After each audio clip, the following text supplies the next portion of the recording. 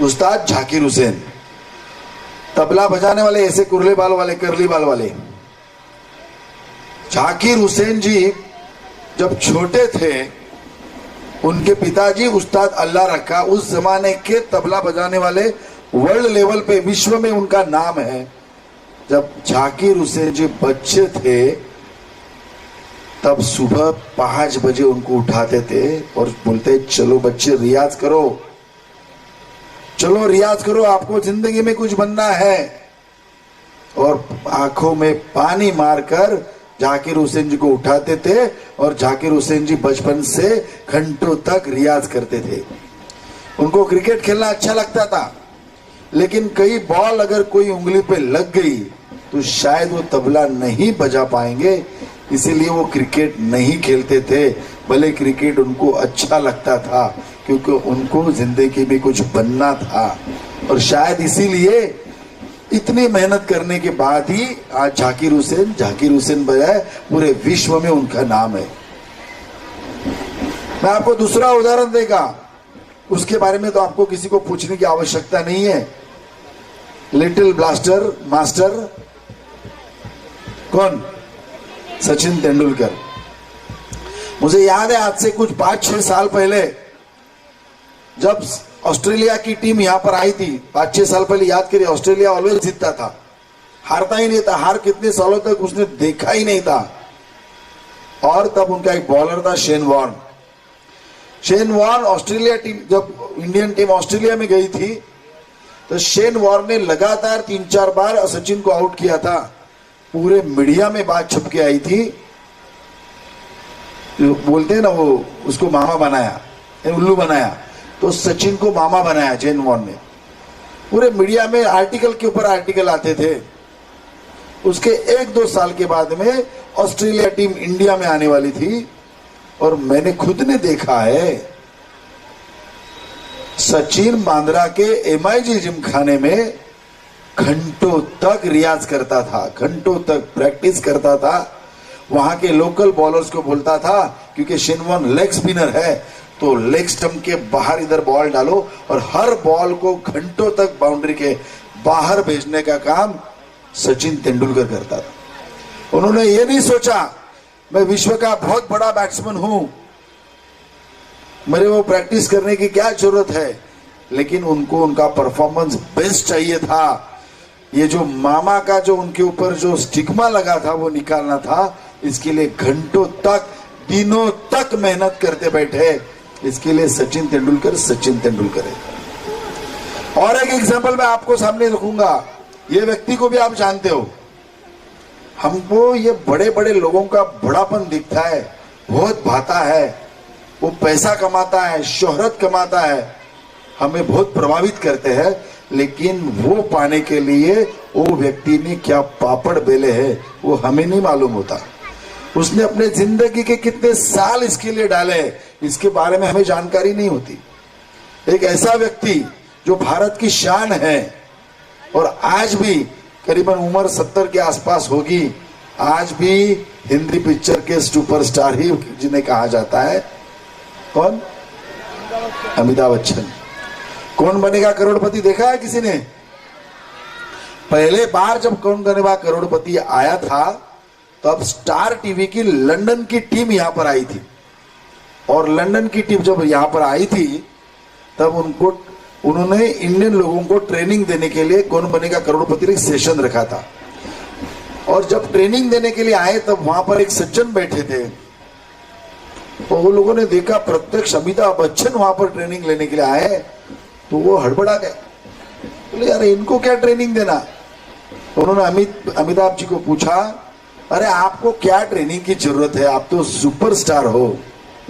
अभी सुनिए उनका जवाब, आप क्यों यहाँ पर ट्रेनिंग लेने के लिए आए हो? तब अमिताभ जी ने जो जवाब दिया वो सुनने लायक है। उन्होंने कहा, आप कहते हैं सही है, मैं सुपरस्टार हूं, लेकिन वो बड़े पर्दे का, पहले बार मैं छोटे पर्दे पर काम करने वाला हूं, तो छोटे पर्दे की छोटी छोटी बातें सीखने के लिए मैं यहां पर आया हूं। इतना बड़ा सुपरस्टार, लेकिन इतनी विनम्रता, और वो उनका सोच है कि मैं जो भी करूंगा वो बेस्ट करूंगा। ये जो सोच है ना, इसके लिए मैं पहले बार बड़े छोटे पर्दे पे आया हूं, तो यहां पर भी मेरा परफॉर्मेंस बेस्ट होना चाहिए। इसीलिए पूरा दिन के ट्रेनिंग के लिए अमिताभ बच्चन वहां पे बैठे रहे। शायद इसीलिए अमिताभ बच्चन बन गए। बच्चों, मुझे एक ही बात कहनी है, क्योंकि ब्रज पटेल जी तो ये फिल्म में मास्टर है, एचआर में, तो ये बहुत सारी बात बताएंगे। आज आपने कुछ एक मुकाम पाया होगा, आज कुछ बच्चों को प्राइज मिलेगी, कुछ को नहीं मिलेगी। जिसने नहीं मिलना है उसने ये ध्यान में रखना है, और जिसने मिला है उसने क्या करना है, यहां तक ही सीमित नहीं रहना, आगे जाना है, एक दूसरे को लेकर आगे जाना है। तो यही अगर आप करते जाएंगे तो आज ये कार्यक्रम, ये पूरे समाज के हमारे कमेटी मेंबर ने ये किया है, सही मायनों में सफल रहेगा। अंत में एक सुंदर वाक्य बोलकर मेरे वाणी को विराम दूंगा। एक जॉन कावर नाम के वनस्पति शास्त्रज्ञ थे, उनका वाक्य ध्यान में रखिए, बहुत बढ़िया वाक्य है। ये आदमी बहुत गरीब था, गरीब तबके से आया था और इसको नोबेल प्राइज मिला। इतनी हालत उसकी खराब थी कि खाने के लिए मारे पड़ रहे थे, कपड़े नहीं थे, और उस व्यक्ति को नोबेल प्राइज मिला। उसका वाक्य ध्यान में रखिए। अभी आप कहां पर भी हो, किसी भी लेवल पे हो, ये वाक्य ध्यान में रखिए। उसने बहुत बढ़िया वाक्य नोबेल प्राइज विनर का था, यानी वो सही होगा, मेरा नहीं है। उसने कहा था, start where you are, start where you are with what you have, make something of it, never be satisfied. यानी आप जहां से हो वहां से शुरुआत करिए। आपके पास जो जो है, जो जो चीजें हैं, उससे शुरुआत करिए, उससे कुछ बनाइए, समथिंग ऑफ इट, उससे कुछ निर्माण करिए, एक पायदान हासिल करिए। वो कौन बनेगा करोड़पति में अलग अलग पायदान होते हैं ना, वैसे अभी आप 60% पे हो, ठीक है, एक्सेप्ट करो जी, जो भी आपके पास है एक्सेप्ट करो, 70 का टारगेट रखो, उससे कुछ निर्माण, यानी target achieve low, make something of it, never be satisfied. यानी वो 70% मिलने के बाद समाधानी मत रहिए, आगे बढ़िए, 80 का टारगेट लीजिए, 85 का लीजिए, 90 का लीजिए। कहां पर भी आप अपने आप को समाधानी मत रखो। अगला चरण पाने के लिए आप बहुत प्रयास करो, और यही करोगे तो आज का कार्यक्रम सही मायने में सफल होगा, ऐसा मुझे मालूम है। धन्यवाद। जय हिंद, जय महाराष्ट्र, जय गुजरात।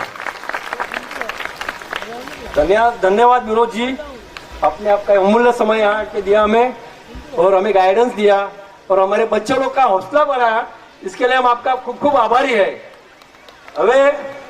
હવે પછી ના વક્તા છે શ્રી વ્રજ પટેલ સાહેબ, જે વિદ્યાર્થી લોકોને પોતાની કેરિયર વિશે ગાઈડન્સ કરશે। એમને જરા ધ્યાનથી સાંભળજો, અને બહુ ઉપયોગી વસ્તુ આપશે તમને। વ્રજ પટેલ સાહેબ।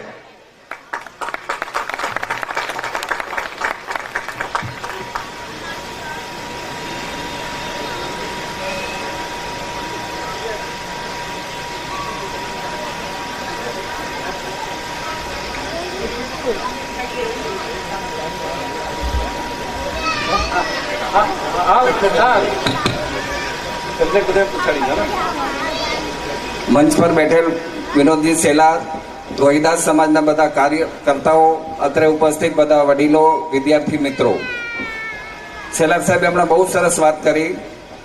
જેમ મને કીધું કે મેં બહુ આથી ઘણા વર્ષ પહેલાં મળેલા, અને મારું એક ડ્રીમ હતું મિત્રો, મને આઈએએસ ઓફિસર બનવું હતું। જ્યારે હું કોલેજમાં ગ્રેજ્યુએટ થયો, પણ મને કોઈ વ્યવસ્થિત માર્ગદર્શન નહોતું। હવે તમને બધાને ખબર છે કે આપણે સૌરાષ્ટ્રમાં પટેલ એટલે ખેતીનો વ્યવસાય, ઘરમાં હું સૌથી નાનો, એટલે કોઈ ભણેલ નહીં, મુંબઈ અહીંયા ભણવા આવેલો, ડૉક્ટર બનવું હતું, પણ અહીંયા ડોમિસાઇલ રેસ્ટ્રિક્શન એટલે ડૉક્ટર નહીં બની શક્યો। પછી બીએસસી કર્યા પછી હું શું કરું તો એ પણ ખબર નહોતી, અને મારા વખતે આઈએએસમાં ખાલી 3 એટેમ્પ હતા, અને 3 એટેમ્પ મેં જુદા જુદા વિષયો રાખીને ગુમાવી દીધા, કેમ કે કોઈ પ્રોપર માર્ગદર્શન કરવાવાળું, કયો વિષય લઉં, કઈ રીતે તૈયારી કરું, કંઈ જ માર્ગદર્શન નહોતું। હવે જેમ હમણાં સેલર સાહેબે કીધું કે ભાઈ આપણે એવા સ્વપ્ન જોવા જોઈએ કે જેથી કરીને આપણે આપણા દેશ માટે, સમાજ માટે ઘણું બધું કંઈક કરી શકીએ। મિત્રો, આપણે શરૂઆત ત્યાંથી કરવું। મારે તમને ઘણી બધી તમારા સફળ કારકિર્દી, કેરિયર માટેની માહિતી બધી આપવાની છે, પણ હવે શરૂઆત આઈએએસથી થઈ છે, એટલે ત્યાંથી હું તમને કહી દઉં કે કોઈ પણ ગ્રેજ્યુએટ, તમે BA કર્યું હોય, BCom કર્યું હોય, BSc કર્યું હોય, મેડિસિન હોય, એન્જિનિયર હો, તો પણ સિવિલ સર્વિસની IASની પરીક્ષા આપણે આપી શકાય છે. અચ્છા, હવે જે વિદ્યાર્થીઓ ઘણી બધી બાબતોમાં એનું મહત્ત્વ નથી સમજતા, હું તમને સાવ ટૂંકાણમાં કહું કે આપણે મુંબઈનું ઉદાહરણ લઈએ તો મુંબઈના મ્યુનિસિપલ કમિશનર, બધા ઘણાને ખબર હશે, સીતારામ કુંટે, કે એના અંડરમાં લગભગ 1.5 થી 2 લાખ જેટલો સ્ટાફ છે. બરોબર છે. હવે યુરોપના એવા ઘણા બધા દેશ છે, ફ્રાન્સ, જર્મની, પોર્ચુગીઝ, સ્પેન, કે જે આપણા ભારતમાં એમ કહો કે ઘણા બધા રાજ્યો છે, એમાં આપણું ગુજરાત લઈએ. ગુજરાતમાં એક એવો જિલ્લો છે કચ્છ. અમિતાભની જે એડવર્ટાઇઝ હતી કે કચ્છ નહીં દેખા તો કુછ નહીં દેખા, એ કચ્છનો એરિયા 45,000 સ્ક્વેર કિલોમીટર છે, જે કે યુરોપના ઘણા બધા કન્ટ્રીઝ કરતાં પણ મોટો છે. હજે કચ્છ જિલ્લાના જે જિલ્લા કલેક્ટર હોય એટલે સમજો કે એક જિલ્લાનો રાજા કહેવાય. તો એ રીતે સિવિલ સર્વિસમાં IAS ઓફિસર બનો, જિલ્લા કલેક્ટર, મ્યુનિસિપલ કમિશનર, ડિસ્ટ્રિક્ટ લેવલમાં IPS હો તો પોલીસ ઓફિસર. હવે હું જે ડિપાર્ટમેન્ટમાં છું, હું સેન્ટ્રલ એક્સાઇઝ અને કસ્ટમમાં છું. અત્યારે મારી ઓફિસ ઓલ કસ્ટમ હાઉસમાં છે. હવે ઇન્ડિયન રેવન્યુ સર્વિસ, આપણે ઇન્ડિયન ફોરેન સર્વિસ, એમ્બેસેડર તરીકે જઈ શકાય. આ બધી પરીક્ષા માટે કોઈ પણ ગ્રેજ્યુએટ પરીક્ષા આપી શકે છે.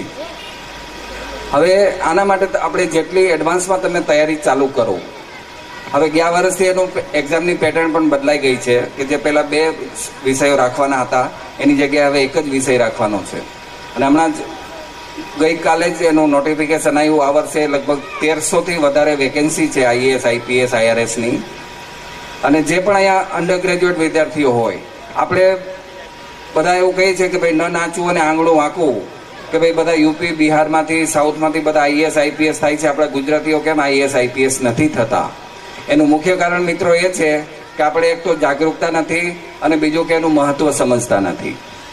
હવે જાગૃતતા માટે એ છે કે આપણે જો 10માં ટકાવારી વધારે આવે તો બધા સાયન્સમાં જવાનો વિચાર કરશે. સાયન્સમાં જઈને પછી મેડિકલ એટલે ડૉક્ટર, એન્જિનિયર, અને કાં તો પ્યોર સાયન્સમાં જઈને BSc કરે. અને જો સાયન્સમાં ન ગયા હોય તો કોમર્સમાં જઈને chartered accountant, company secretary, MBA, LLB, અને એનાથી વિશેષ આપણે કશું વધારે વિચારતા નથી. બધા વિદ્યાર્થીઓ એવું વાંચે છે કે આર્ટ્સમાં કોઈ સ્કોપ નથી. તો મિત્રો એ વાત પણ બરોબર નથી. જે લોકોને મહેનત કરવી છે એ પછી આર્ટ્સ હોય, સાયન્સ હોય, કોમર્સ હોય, એન્જિનિયરિંગ હોય, કોઈ પણ વિષય તમે જો ધ્યાનમાં લેશો. મારો તો 20 વર્ષનો અનુભવ એવો છે કે કારકિર્દી માર્ગદર્શનનો. તો એના માટે સિમ્પલ 2 શબ્દમાં કેવું હોય કે જે વિષયમાં તમે વધારે એક્સપર્ટ હશો, તમને એ વિષયનું પૂરેપૂરું નોલેજ હશે, તો એમાં તમે જે રીતે ડિમાન્ડ કરશો એ રીતનો તમને સ્કોપ એમાં મળશે. એના માટે આપણી પાસે એક્સપર્ટાઇઝ, સ્પેશિયલાઇઝડ નોલેજની જરૂર છે. એટલે તમે એવું ક્યારેય નહીં માનતા કે ભાઈ હું સાયન્સમાં જાઉં, ડૉક્ટર, એન્જિનિયર બનું તો જ હું સફળ થઈશ, કે કોમર્સમાં જઈશ તો સફળ નહીં થઈ શકું, આર્ટ્સમાં જાય તો નહીં સફળ થઈ શકું. એવું બિલકુલ નથી. એનું એક જ ઉદાહરણથી હું તમને પ્રૂવ કરું કે સાયન્સમાં હજારો વિષયો છે. મેડિકલમાં લો, એન્જિનિયરિંગમાં લો. ખાલી તમને એક જ ઉદાહરણ કેવું હોય કે આપણી IITમાં, ઇન્ડિયન ઇન્સ્ટિટ્યૂટ ઓફ ટેકનોલોજીમાં 130 જેટલા સાયન્સ અને એન્જિનિયરિંગના વિષયો છે. એટલે like civil engineer, mechanical, electrical, electronics, production, instrumentation. હવે એક એન્જિનિયરિંગ ડિગ્રી કરતાં 4 વર્ષ લાગે. પછી masters degree, ME, M.Tech, master of engineering બીજા 2 વર્ષ, 6 વર્ષ. અને એ જ સબ્જેક્ટમાં PhD કરો, થીસીસ, સમ રિસર્ચ, તો બીજા 4 વર્ષ. એટલે એક સબ્જેક્ટમાં થોડો નોલેજ મેળવવા માટે આપણને કેટલા વર્ષ લાગે? 10 વર્ષ. હવે IIT, Indian institute of technology, જે આપણે પોઈ મુંબઈમાં છે, હવે IITના 130 કોર્સ જો તમારે PhD લેવલ સુધી કરવા હોય તો આપણને કેટલા વર્ષ લાગશે? 1300 વર્ષ. મિત્રો કરી શકશું આપણે? નહીં. હવે એવું જ જે દુનિયાની સૌથી નંબર 1 યુનિવર્સિટી છે, મેસેચ્યુસેટ્સ ઇન્સ્ટિટ્યૂટ ઓફ ટેકનોલોજી અમેરિકામાં, કે જ્યાં નાસા અને સ્પેસ સેટેલાઇટ, એટલે જેમાં જાય છે આપણે એસ્ટ્રોનોટ, સુનિતા વિલિયમ્સ, કલ્પના ચાવલા, જે આપણા ઇન્ડિયામાંથી એ હતા. તો એ MIT યુનિવર્સિટીમાં સાયન્સ અને એન્જિનિયરિંગના લગભગ 2000 જેટલા ડિફરન્ટ કોર્સ છે. એટલે મિત્રો જો MIT યુનિવર્સિટી જે નંબર 1 છે અમેરિકાની, એમાં જો આપણે બધા જ કોર્સ કરવા હોય તો આપણને કેટલા વર્ષ લાગે? 20,000 વર્ષ નોન સ્ટોપ. સાયન્સનું આટલું ડોમેન મોટું છે, એવું જ મેડિકલનું એટલું બધું વિસ્તૃત છે, એવું જ પ્યોર સાયન્સનું છે. તો સાયન્સ એટલું વિસ્તૃત છે કે એમાં એટલી બધી વેરાયટીઓ હતી, વિદ્યાર્થીઓ બધા એમ માને છે કે સાયન્સમાં આપણને વધારે સ્કોપ છે. આ એક રિયાલિટી છે. અને એમાં આપણું અર્નિંગ મીટર એટલે આપણે તરત પૈસા કમાવાની શરૂઆત કરી શકીએ, એટલે બધાને એમાં જવા માંગતા હોય છે. પણ એવું નથી. આપણે કોમર્સમાં જઈએ, આર્ટ્સ હોય, કોઈ પણ સબ્જેક્ટ હોય, તો પણ એમાં આપણે થોડો નોલેજ હોય તો આપણને પૂરો સ્કોપ મળે છે. હવે એનું પ્રૂફ આપું કે ભાઈ એ સ્કોપ કઈ રીતે છે. તો હવે જો આપણે કોઈ નવી શોધ કરીએ, ઇન્વેન્શન અથવા તો ડિસ્કવરી, તો દુનિયાનું જે મોટામાં મોટું ઇનામ છે નોબેલ પ્રાઇઝ, હવે આપણે ઇન્ડિયન કરન્સીમાં આપણને 20 કરોડ રૂપિયા રોકડા મળે અને દુનિયામાં આપણું નામ અને એ જગજાહેર થાય કે ભાઈ ફલાણી વ્યક્તિને આ નવી ડિસ્કવરી કે ઇન્વેન્શન કર્યું તો એને નોબેલ પ્રાઇઝ મળ્યું. પણ આજે દુનિયાનું જે મોટામાં મોટું નોબેલ પ્રાઇઝ છે એ ખાલી 6 વિષયમાં છે. જે લોકો માને છે કે આર્ટ્સમાં કોઈ સ્કોપ નથી, ત્યાં દુનિયાનું મોટામાં મોટું પ્રાઇઝ, આમ ત્રાજવાની જે બેલેન્સ છે કે 3 સબ્જેક્ટ આર્ટ્સના છે અને 3 સબ્જેક્ટ સાયન્સના છે. એટલે સાયન્સમાં ફિઝિક્સ, કેમિસ્ટ્રી અને મેડિસિન, અને જ્યારે આર્ટ્સના ઇકોનોમિક્સ, લિટરેચર અને નોબેલ પ્રાઇઝ ફોર પીસ, શાંતિ પુરસ્કાર. એટલે મિત્રો એવું ક્યારેય નહીં માનતા કે ભાઈ આર્ટ્સમાં કોઈ સ્કોપ નથી, કોમર્સમાં સ્કોપ નથી. દરેકે કોઈ પણ વિદ્યા શાખાના દરેક સબ્જેક્ટમાં સ્કોપ છે. એ સ્કોપ તમને ત્યારે મળશે કે જ્યારે તમારી પાસે તમારા સબ્જેક્ટનું થોડો એક્સપર્ટાઇઝ, યુનિક, એક્સેલન્ટ નોલેજ હોય, એક્સ્ટ્રા ઓર્ડિનરી નોલેજ હોય. હવે એક્સ્ટ્રા ઓર્ડિનરી નોલેજ ક્યાંય આપણને વેચાતું મળતું નથી. જેમ સાહેબે કીધું કે ભાઈ તમે એવા સપના રાખો કે તે તમારી ઊંઘ ઉડાડી દે. અબ્દુલ કલામનું જેમને એક્ઝામ્પલ આપ્યું, તો ખાલી આપણે ઘણા બધા એવા વાક્યો છે કે જે કંઈ બી સફળતા મેળવવા માટે જેટલી તમે વધારે મહેનત કરશો એટલો જ તમને એમાં ફાયદો થવાનો છે. તો અત્યારે જે વિદ્યાર્થીઓની એક આખી ચાલુ જે ટ્રેન્ડ છે કે આપણે એક તો જાગૃતતા નથી. જેમ સાહેબે કીધું કે ભાઈ આપણી દરેક જ્ઞાતિમાંથી IAS, IPS બધા ઓફિસરો બનવા જોઈએ. યુપી, બિહારમાંથી કેમ આવે છે કે એ લોકો 5મા ધોરણથી સિવિલ સર્વિસની, IASની તૈયારીમાં લાગી જાય છે. અને આપણે અહીંયા વિદ્યાર્થીઓને ગ્રેજ્યુએટ થાય ત્યાં સુધી IASનું ફૂલ ફોર્મ શું એ ખબર નથી. તો મિત્રો, જાગૃતતા કેળવીને દરેક સબ્જેક્ટમાં ખૂબ જ સક્સેસફુલ કેરિયર છે એની તૈયારીમાં જો તમે લાગી જાઓ અને એનું ઇમ્પોર્ટન્સ સમજો. હવે ઇમ્પોર્ટન્સ માટે હું તમને કહું, મેં વાત કરી હતી કે ભાઈ એક જે ટોપ લેવલના ઓફિસર છે એના પાસે એટલો બધો પાવર છે, સ્ટેટસ છે, અને ઇમ્પ્લિમેન્શન કરવાનું કે જે સત્તા છે એની પાસે, તો એ કેટલું બધું સારું કરી શકે છે. હું તમને એનું ઉદાહરણ આપું. 2002ની સાલમાં એક સ્ટુડન્ટ મારી પાસે આવ્યો. એ વખતે એનો 50 લાખ રૂપિયાની સેલેરી હતી. હવે એની જે મલ્ટીનેશનલ કંપની હતી એને ફોરેનમાં મોકલતી હતી, અને જ્યાં એને 3 ગણો પગાર એટલે 1.5 કરોડનો પગાર મળવાનો હતો. એ કન્ફ્યુઝનમાં હતો કે હું IAS એક્સેપ્ટ કરું કે ન કરું, એક્ઝામ પરીક્ષા આપું કે ન આપું. આ તમને જો મોટિવેશન માટે क्योंकि ये एग्जाम्पल ऐसा है ना. अच्छा, ओके. तो तब आज से 12 साल पहले जो क्लास 1 IAS ઓફિસર હોય એને 22-25 હજારનો પગાર મળે.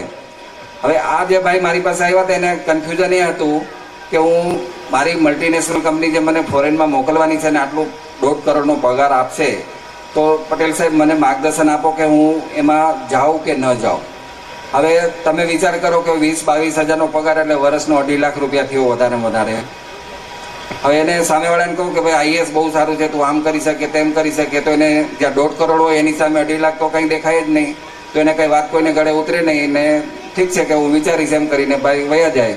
પણ હવે આને મેં બહુ ટ્રિકી જવાબ આપ્યો. મેં કીધું હવે એ વખતે ધીરુભાઈ અંબાણી જીવતા હતા. હવે ન્યૂઝપેપરમાં જો તમે ક્યારે પણ કોઈ મોટી કંપનીની કંઈ એડવર્ટાઇઝ વાંચો તો એ લોકો 100 કંપની છીએ અને મારું 50,000નું કે 1 લાખ કરોડનું કે 2 લાખ કરોડનું ટર્નઓવર છે, એમ પોતાનો કંપનીનો બાયોડેટા આપે કંપની. તો એના વખતે ધીરુભાઈ ત્યારે જોઈન્ટ હતા, એટલે બંને ભાઈઓ મુકેશ અંબાણી, અનિલ અંબાણી ભેગા હતા. એ લોકોની એડવર્ટાઇઝમાં મેં એવું વાંચેલું કે ભાઈ એ લોકોની ટોટલ જે કંપનીની વેલ્થ છે એ 80,000 કરોડ રૂપિયાની હતી. હવે પેલા જે ભાઈ મારી પાસે આવ્યા હતા ત્યારે ઝારખંડ કેડરમાં છે આઈએએસ ઓફિસર, એને મેં એમ કીધું કે ભાઈ કોઈ પણ ધર્મના અનુયાયી હોય, હિન્દુ હોય, મુસ્લિમ હોય, જૈન હોય, બધા લોકો પુણ્યમાં માને છે કે ભાઈ તમે કોઈકને કંઈક દાન કરો એટલે આપણને પુણ્ય મળે, ભગવાન આપણા પર ખુશ થાય. એટલે મેં પેલા ભાઈને કીધું કે ભાઈ ધીરુભાઈ અંબાણી પોતાની બધી જ દોલત દાનમાં આપી દે અને એને જે પુણ્ય મળે એને એક તરફ રાખો, એટલે કે 80,000 કરોડ રૂપિયા દાનમાં આપી દે. અને બીજી તરફ મેં કીધું એક આઈએએસ આઈપીએસ ઓફિસર તરીકે મેં કીધું તમારે ખિસ્સામાંથી 1 રૂપિયો ખર્ચો દાનમાં આપવાની જરૂર નથી, ખાલી પેન કલમ ચલાવવાની છે, એ પણ ગવર્મેન્ટની આપેલી, એનો તમારે કીધું ખર્ચો કરવાનો નથી. અને મેં કીધું તમે પેન ચલાવીને જે સારું કામ કરશો અને એની ક્રેડિટનો જો સરવાળો કરશો તો મેં કીધું 1,000 નહીં 1 લાખ કરોડ ધીરુભાઈ અંબાણી એની બધી દોલત આપીને જે પુણ્ય કમાય એના કરતાં તમે વધારે પુણ્ય એક આઈએએસ આઈપીએસ ઓફિસર તરીકે કીર્તિ કામના બધું મેળવી શકો. એટલે પેલા ભાઈ કે ઓકે સર, હું જો એને એમ ડાયરેક્ટ કહું કે ભાઈ બહુ સારું છે, તું છોડી દે ને તારી ફોરેન મલ્ટીનેશનલ કંપનીમાં જવાની જરૂર નથી, તો એને વાપ ગળે ન ઉતરતે. પણ મેં એને ઇનડાયરેક્ટલી કીધું. હવે તમે બિલીવ નહીં કરો, એ ભાઈ બીજા દિવસે વહેલી સવારે 6 વાગે મારે લાઇબ્રેરીમાં ઘરે આવ્યા. એટલે મને એમ કે ભાઈ દૂધવાળો આટલો વહેલો આવતો નથી, આ અત્યારે કોણ આવ્યો છે? એટલે દરવાજો મેં ઉગાડ્યો તો એ ભાઈ હતા કે sorry sir, to disturb you so early in the morning, એમ મને કીધું. મેં કીધું ભાઈ શું કંઈ પ્રોબ્લેમ થયો છે કે નહીં? કે સર તમે મને જે રીતે વાત કરી તો મને પૂરેપૂરી આમ ગળે ઉતરી ગઈ છે અને કે I will prepare for civil service, આઈએએસની હું તૈયારીમાં લાગી જાય. હવે 1.5 કરોડના પેકેજની એને ઠોકરે મારીને આઈએએસ ઓફિસર માટે તૈયારી કરી. કેમ કે ભાઈ એક આઈએએસ ઓફિસર તરીકે તમે લાખો કરોડો અબજો રૂપિયા દાનમાં આપો, પણ જે પુણ્ય મળે છે એનાથી વિશેષ તમે એક સારા ઓફિસર તરીકે લાખો કરોડો લોકોનું સારું કરી શકો છો. જે તમે પૈસા દાન આપવાથી નહીં મેળવી શકો એ અહીંયા તમે કલમ ચલાવીને બધું મેળવી શકો છો. એટલે નોટ ઓનલી આઈએએસ આઈપીએસ, ગવર્મેન્ટની જેટલી પણ ટોપ લેવલની બધી પરીક્ષાઓ છે એમાં તમે આ બધું જ મેળવી શકો છો. અને સારું સ્ટેટસ ને challenging nature of job profile આ તો બધું છે જ. અને જે તમને પેમ્પલેટ અત્યારે આપવામાં આવ્યું છે મિત્રો, એમાં તમારે આપણે ગુજરાતીમાં એમ કહી શકાય કે ગાગરમાં સાગર, જેટલા પણ ટોપ લેવલના બધા જ કેરિયર છે, રાઈટ ફ્રોમ જે વિદ્યાર્થીએ 10th કરેલું હોય, 10thમાં ઇવન નાપાસ થયા હોય, તો એવા વિદ્યાર્થીઓ માટેના પણ બધા કોર્સનું લિસ્ટ મારી પાસે છે. મારી લાઇબ્રેરીનું એમાં એડ્રેસ આપેલું છે અને ત્યાંથી તમે બધી માહિતી માર્ગદર્શન મેળવી શકો. તમારે મેડિકલમાં જવું હોય, એન્જિનિયરિંગમાં જવું હોય, કોમ્પ્યુટર ફિલ્ડમાં જવું હોય, મેનેજમેન્ટ કરવું હોય, બધી જ બાબતોમાં તમે તમારું સફળ કારકિર્દી બનાવી શકો છો. પણ શરત એટલી જ છે કે એના માટે તમારે વ્યવસ્થિત તૈયારી કરવી પડે. હવે એક આપણે બીજેપીનું એક વિઝન જોવો કે બીજેપીની જે દાદરમાં જે પ્રદેશ કાર્યાલય છે, 5 માળની બિલ્ડિંગ છે, ત્યાં લગભગ અત્યારે 2 વર્ષ થયા. હવે મારા ઘરમાં હાલત એવી હતી કે છેલ્લા 20 વર્ષથી લાઇબ્રેરી હું મારા ઘરમાં જ ચલાવતો. ઘરમાં આમ ક્યાંક ચાલીને જો હાથ આડો અવડો લાગી જાય તો પુસ્તકોનો વરસાદ પડે ઉપરથી. પણ હવે આપણે, હું એક ઓર્ડિનરી સરકારી અધિકારી છું. હવે મુંબઈમાં આપણે એવી મોટી તો જગ્યા લઈ ન શકીએ, પણ મારું જે વિઝન હતું, સેલાર સાહેબને મને આજથી યાદ કરાયું, હું તો ભૂલી ગયો હતો, એમને યાદ દેડાયું કે હું તમને આજથી 14 વર્ષ પહેલાં મળેલો, તમે પ્રોગ્રામમાં આવેલા. વાજપેયી સાહેબનો જન્મદિવસના દિવસે આવો જ વિદ્યાર્થીઓ માટેનો કારકિર્દી માર્ગદર્શન રાખેલું. એમણે મને યાદ કરાયું કે તમે ત્યાં આવેલા ને હું ત્યાંથી ઓળખું છું તમને. તો બીજેપી ભારતીય જનતા પાર્ટીનું જે વિઝન છે કે જે અત્યારે જગ્યા ખરીદવા જઈએ તો 50 કરોડની જગ્યા થાય, આટલી મોટી જગ્યા મને ત્યાં આપેલી છે. શરત એટલી કે મારે વિદ્યાર્થીઓને ત્યાં આઈએએસ આઈપીએસ માટે ફ્રીમાં તૈયાર કરવા. અને 2 વર્ષથી ત્યાં લગભગ પૂરા થયા અને લાઇબ્રેરી ચાલુ છે. એટલે ખાલી આઈએએસ આઈપીએસ નહીં, જે પણ વિદ્યાર્થી મેડિકલમાં ભણતો હોય, એન્જિનિયરિંગમાં ભણતું હોય, કોમર્સ, સીએ, એમબીએ, તમારે જે રીતનું જે તૈયારી કરવી એ બધી વ્યવસ્થા મારી લાઇબ્રેરીમાં ત્યાં છે. અને વિદ્યાર્થીઓ ત્યાં બધો જ એનો ફાયદો લઈ શકે છે. અને મિત્રો, જે મારે ખાસ તમને મેસેજ આપવાનો છે કે તમે વહેલી તકે તૈયારી કરો. જે હું તમને એનું એક્ઝામ્પલ આપું, જે એમબીએની દુનિયાની જે 1લા નંબરની યુનિવર્સિટી કહેવાય, number 1 in the world, Harvard મેનેજમેન્ટમાં, કે જ્યાં એમબીએ કરવું તો આપણને ઓછામાં ઓછા 4 થી 5 કરોડ રૂપિયાનો ખર્ચો થાય. મેં મારા આજથી 8 થી 10 વર્ષ પહેલાં એક આર્ટિકલમાં લખ્યું હતું કે 5 કરોડ રૂપિયા ખર્ચીને જે આપણે એમબીએની એટલે मास्टर ऑफ बिजनेस एडमिनिस्ट्रेशनની જે ડિગ્રી લઈએ છીએ ચલાજી મેં 10 વર્ષ પહેલાં એક આર્ટિકલ લખેલો એટલે એમબીએનું ફૂલ ફોર્મ લખ્યું હતું. એમબીએ એટલે કે મને બધું આવડે છે, તમને બધું આવડવું જોઈએ, master of everything like that. હવે જે 5 કરોડ રૂપિયા ખર્ચીને આપણે હાર્વર્ડમાંથી એમબીએ મળીએ એના ઉપરનો મેં એક લેખ લખેલો હતો કે આપણે ખાલી મૂર્ખ નહીં પણ મહામૂર્ખ છીએ. કેમ કે જે 5 કરોડ રૂપિયા ખર્ચીને આપણે એમબીએ ભણીએ છીએ એ એમબીએના પ્રિન્સિપલ ઓફ મોડર્ન મેનેજમેન્ટ, આધુનિક મેનેજમેન્ટના સિદ્ધાંતો મારી લાઇબ્રેરીમાં 1000, 2000, 5000, 10,000ની પણ મેનેજમેન્ટની ચોપડીઓ છે. હવે આપણને એક હ્યુમન આપણો સ્વભાવ છે માણસનો કે વસ્તુ જેટલી મોંઘી હોય એમ આપણને ઉત્સુકતા વધારે થાય કે ચાલો આટલી બધી મોંઘી છે તો આવુંમાં શું હશે આવું. એટલે જેમ 15-20 હજારની મેં મેનેજમેન્ટની ચોપડી જોઈ આધુનિક મેનેજમેન્ટના સિદ્ધાંતો, એટલે મને વાંચીને આમ ઓલો 1000 વોટનો કરંટ લાગે ને એવો ઝટકો લાગ્યો કે મારા બેટા આ 20,000 રૂપિયાની મેનેજમેન્ટની ચોપડી આધુનિક મેનેજમેન્ટના સિદ્ધાંતો, અને એમાં શું લખ્યું હતું ખબર છે? ખાલી ગુજરાતીની આપણી 10 કહેવતોનો ટ્રાન્સલેશન. બોલો કે ભાઈ આગ લાગે ત્યારે કૂવો ખોદવા ન બેસાય. બહેનોને વિનંતી કરવામાં આવે છે કે પ્લીઝ મહેરબાની કરીને શાંતિ જાળવો. બહુ મહત્વનું અને આપણા ભવિષ્યની અંદર આપણને એક સંદેશો મળે એવું અહીંયા ભાષણ થઈ રહ્યું છે. તો બહેનોને નમ્ર વિનંતી કે મહેરબાની કરીને શાંતિ રાખે પ્લીઝ. હવે આપણે બધા સૌરાષ્ટ્રમાંથી છીએ, આપણને ખબર છે કે ભાઈ આગ લાગે ત્યારે કૂવો ખોદવા ન બેસાય. હવે કૂવો ખોદવાનું જો શરૂઆત કરીએ તો 1 વર્ષ લાગે. જ્યાં આગ લાગી હોય તો ત્યાં 1 વર્ષ પછી એની રાખ પણ ન બચી હોય. એટલે આપણી કહેવત બની છે કે ભાઈ જ્યાં આગની શક્યતા હોય ત્યાં પાણીની વ્યવસ્થા પહેલેથી રાખો, પાણી પહેલાં પાળ બાંધો, ટીપે ટીપે સરોવર ભરાય, કાંકરે કાંકરે પાળ બંધાય, કે Rome was not built in a day.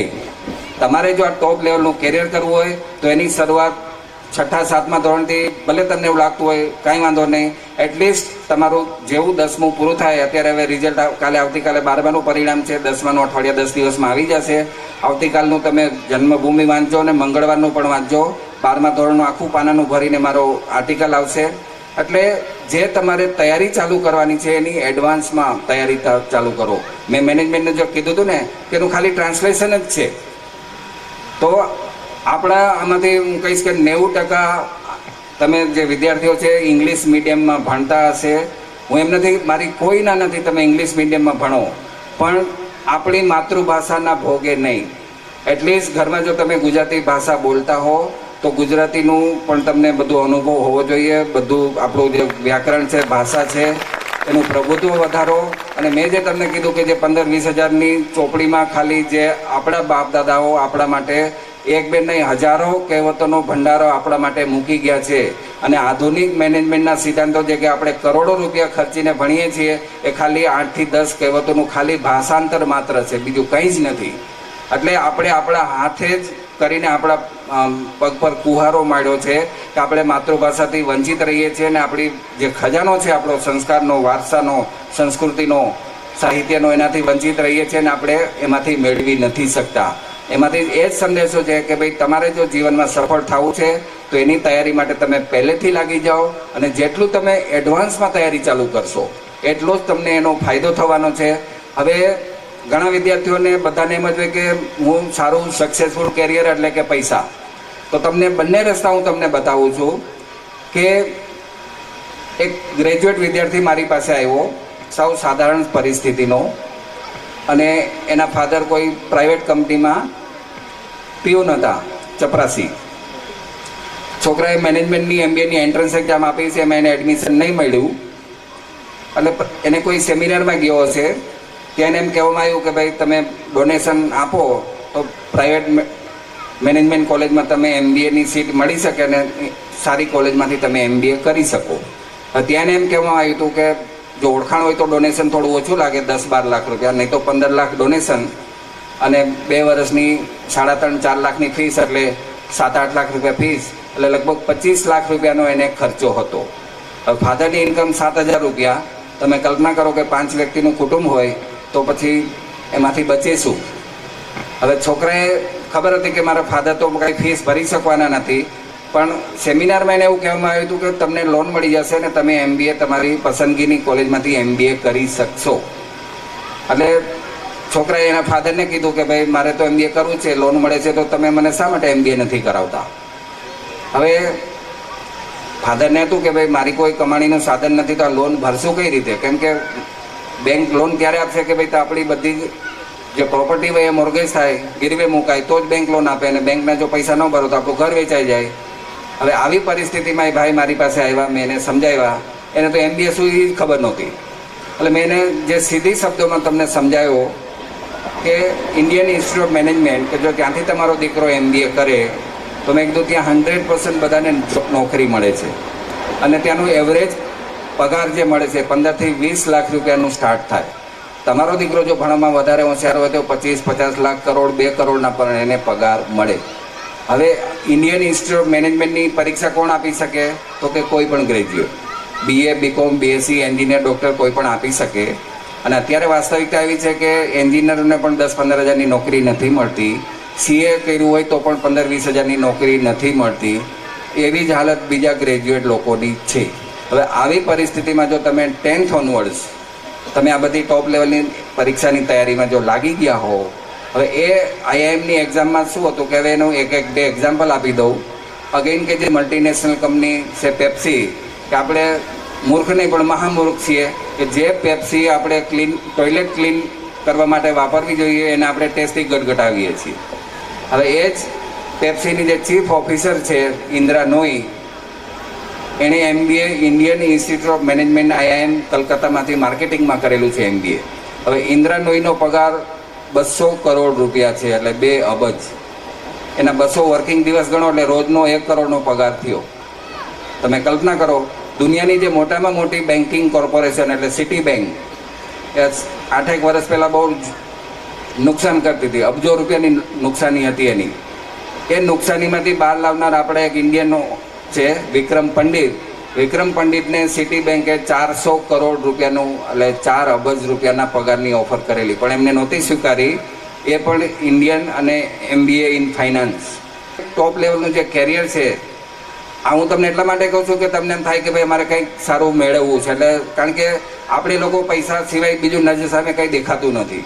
એટલે હું આવી વાત કરું એટલે તમને એમ થોડું એમ થાય કે ભાઈ મારે આ મેળવવું છે, અને એની જો તૈયારીમાં તમે લાગી જાઓ તો આ શક્ય બની શકે. કેમ કે IIMની જે એન્ટ્રન્સ એક્ઝામ છે CAT, CAT, common admission test, એ બધા જ ગ્રેજ્યુએટ માટે ઓપન છે. BA, BCom, BSc, engineer, doctor કોઈ પણ CAT એક્ઝામ આપી શકે.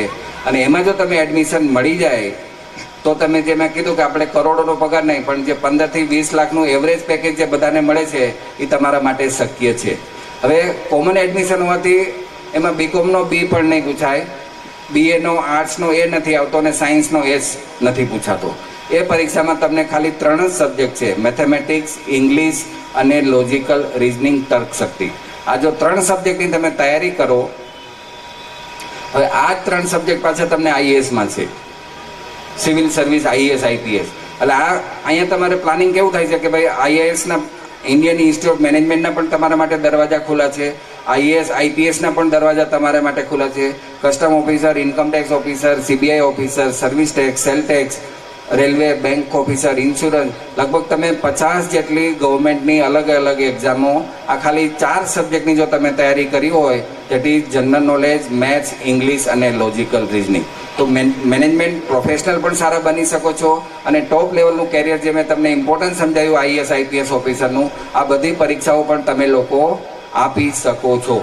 એટલે ખાલી સિમ્પલી તમને સમજાવવું હોય કે માનો કે તમારે ઘરે ઇડલીનો પ્રોગ્રામ બન્યો હોય, સાઉથ ઇન્ડિયન મેનુ, તો એના માટે ચટણી અને સાંભાર બને અને રાઈસનું જે ખીરું હોય, હવે તમે પછી ઇડલી બનાવો, સાદા ઢોસા બનાવો, મસાલા ઢોસા બનાવો, મેંદુવડા બનાવો, ઉત્તપ્પા બનાવો, ઓનિયન ઉત્તપ્પા, ટોમેટો ઉત્તપ્પા, કંઈ પણ બનાવો, ચટણી, સાંભાર અને રાઈસનું ખીરું હોય એટલે તમે 50 સાઉથ ઇન્ડિયન આઇટમ બનાવી શકો. મિત્રો અહીંયા પણ એવું જ છે કે તમે જો 4 સબ્જેક્ટની તૈયારી કરશો તો તમે સારા પ્રોફેશનલ બની શકશો. ઇન્ડિયન ઇન્સ્ટિટ્યૂટ ઓફ મેનેજમેન્ટમાંથી MBA કરો, મુંબઈમાં જમનાલાલ બજાજ, NM, સિડનેમ, ક્યાંથી પણ ટોપ લેવલનું પ્રોફેશનલ કેરિયર બનાવો, અથવા તો ટોપ લેવલનું એનાથી 1000 ગણું વધારે પાવરફુલ IAS, IPS, આ બધું જ તમારા માટે શક્ય છે. ક્યારેક તમે 10મા પછીથી જેવું વેકેશન શરૂ, અત્યારે તો વેકેશન અડધું પૂરું થયું છે, હજી પણ કોલેજ 15 ઓગસ્ટ સુધી શરૂ નથી થવાની 11માનું 11th FYJC. તો મિત્રો મહેનત કરવામાં લાગી જાઓ. જેટલી તમે વધારે મહેનત કરશો, જેટલું તમારી પાસે એક્સપર્ટાઇઝ નોલેજ હશે, એટલો જ તમારો સફળતાનો આંક ઊંચો જશે. અને આના માટે હું તમને એક દરવાજા નહીં, ઘણા બધા દરવાજા ખુલ્લા રાખું છું. સિમ્પલી કે ભાઈ આપણે જો એક ઘરમાં આવવા માટે એક દરવાજો હોય, ઘણી વખત આપણે સાંભળ્યું છે કે ભાઈ ક્યારેક આગ લાગે અને ક્યાંય બહાર જવાનો રસ્તો ન હોય તો માણસો ફસાઈ જાય અને મૃત્યુને ભેટે છે. તો જેટલી આપણે અગમચેતી રાખી હોય, જેટલા એક્સ્ટ્રા આપણે દરવાજાની તૈયારી રાખી હોય બહાર નીકળવા માટે, સેફ્ટી ડોર, તો એટલા આપણા ભવિષ્ય માટે સારું છે. એટલે ટાર્ગેટ એવું રાખવાનું કે જેટલી પણ ટોપ લેવલની પરીક્ષા છે એ 10th ઓનવર્ડ્સ સેન્ટ્રલ ગવર્મેન્ટમાં ઘણી બધી પોસ્ટ, 10મું પાસ કર્યું હોય, 18 વર્ષની ઉંમર હોય, તમે LDC UDC લેવલની એક્ઝામો આપી શકો, 12માના બેઝ પર આપી શકો, ગ્રેજ્યુએટના બેઝ પર ડાયરેક્ટ ઓફિસર ઇન્સ્પેક્ટર લેવલની એક્ઝામ આપી શકો. એક્ઝામો ગમે તેટલી આપો, વર્ષની 25 એક્ઝામ આપો, 50 આપો કે 100 આપો, પણ તમારે 4 સબ્જેક્ટથી વધારે કશું ભણવાનું નથી. કોઈ પણ સ્ટ્રીમ હોય, તમે આર્ટ્સ, કોમર્સ, સાયન્સ, એન્જિનિયરિંગ કોઈ પણ ફિલ્ડમાં હશો, એનો પણ કોઈ પ્રશ્ન નથી. પણ ખાલી જરૂરિયાત છે કે તમે સમય અગમચેતી વાપરીને કે ભાઈ મારે સફળ કેરિયર બનાવવું છે, તો એની તૈયારીમાં તમે વહેલાસર લાગી જાઓ. બસ આ જ સફળતાનું એક સૂત્ર છે. અને બીજું મિત્રો, ક્યારેય પણ તમને કોઈ પણ જાતના માર્ગદર્શનની જરૂર હોય, મૂંઝવતા પ્રશ્ન હોય કે સર મેં આટલું કર્યું છે, આટલા ટકાવારી આવી છે, તો હવે હું શું આગળ કરું, તો દર શનિવારે બપોરે 3 વાગે અને રવિવારે સવારે તમને જે પેમ્પલેટ આપ્યું છે વસંત સ્મૃતિની બીજેપીની જે મુંબઈ પ્રદેશ કાર્યાલય છે, ચોથે માળે જે જગ્યા આપી છે, ત્યાં 2 કલાકનો ફ્રી સેમિનાર હોય છે. તમે મિત્રો સાથે કાંઈ પણ મૂંઝવતા પ્રશ્ન હોય, તમે પર્સનલી આવી શકો છો. દર શનિ રવિ મારું 2 કલાકનું વક્તવ્ય બધા માટે ખુલ્લું છે. અને બીજું, ક્યારેય પણ મને આવા પ્રોગ્રામમાં, જેમ અહીંયા હું આવ્યો છું, આવતા રવિવારે પણ મંથનનો પ્રોગ્રામ છે, એમાં પણ હું આવવાનો છું. અને ક્યારેય કોઈ પણ જાતના મૂંઝવતા કારકિર્દીને લગતા પ્રશ્નો હોય તો મને ચોક્કસ મારો સંપર્ક કરજો. અને તમે લોકો ભવિષ્યમાં ખૂબ જ આગળ વધો અને સફળતા પ્રાપ્ત કરો, એવી હાર્દિક શુભેચ્છા. ધન્યવાદ. ધન્યવાદ ભરત પટેલ સાહેબ, તમે અમને ગાઈડન્સ આપ્યું, મારા સ્ટુડન્ટ લોકોને ગાઈડન્સ આપ્યું અને એટલો સમય અમને આપ્યો, એ બદલ મારો આભાર. હવે